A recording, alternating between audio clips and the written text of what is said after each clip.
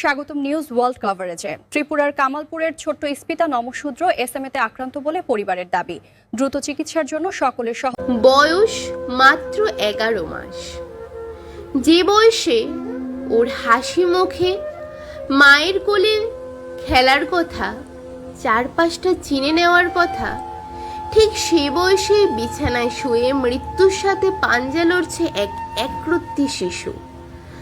Spinal muscular atrophy বা SMA নামে এক মারণ ব্যাধি কেড়ে নিতে চলেছে তার জীবনের সমস্ত আলো। চিকিৎসকেরা বলছেন রোগটি এখন একেবারে শেষ পর্যায়ে পৌঁছে গেছে। সময় খুবই কম, অথচ চিকিৎসার খরচ আকাশ ছোঁয়া। টাকার অভাবে থমকে গেছে চিকিৎসা। আজ এক অসহায় পরিবারের বুক ফাটা আর্তনাদ আর এক নিষ্পাপ শিশুর জীবন বাঁচানোর আকুল আকুতি নিয়ে আমাদের এই বিশেষ প্রতিবেদন। কমলপুরের এক অতি দরিদ্র নমশূদ্র পরিবারের এই চোখের জল আজ হয়তো আমাদের সমাজ ব্যবস্থার দিকেই একটা বড় প্রশ্ন চিহ্ন ছুড়ে দিচ্ছে। মাত্র 11 মাসের এই শিশুটি আজ আক্রান্ত এসএমএ বা স্পাইনাল মাস্কুলার অ্যাট্রফিতে। রোগটি তার শরীরকে এমনভাবে গ্রাস করেছে যে তার নিউট্রিশন লেভেল এখন প্রায় শূন্যে। বিকল হতে চলেছে নার্ভাস সিস্টেম। প্রতিটা মুহূর্ত কাটছে তীব্র যন্ত্রণায়। ঠিকমতো শ্বাসটুকু নিতে পারছে না শিশুটি।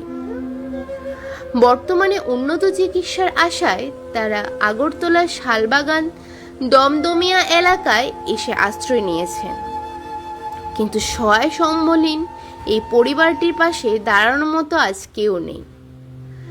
বাচ্চাটার কন্ডিশন খুবই ক্রিটিক্যাল, ভীষণ ক্রিটিক্যাল। এখন ওর শ্বাস নিতেও প্রবলেম হচ্ছে। আপনার, আমার কিংবা আমাদের সামান্য একটু সহানুভূতি বা আর্থিক সাহায্য হয়তো ফিরিয়ে দিতে পারে এই মায়ের কোলের সন্তানকে। চিকিৎসকেরা চেষ্টা করছেন, পরিবারটি প্রার্থনা করছে, আর শিশুটি লড়ছে বেঁচে থাকার জন্য। আসুন আমরা কেউ মুখ ফিরিয়ে না নিয়ে এই অসহায় পরিবারের পাশে দাঁড়াই। একটা নিষ্পাপ প্রাণকে অকালে ঝরে যেতে না দিই। খবরটি শেয়ার করে মানুষের কাছে পৌঁছে দিন এবং যে যেভাবে পারেন পাশে থাকুন।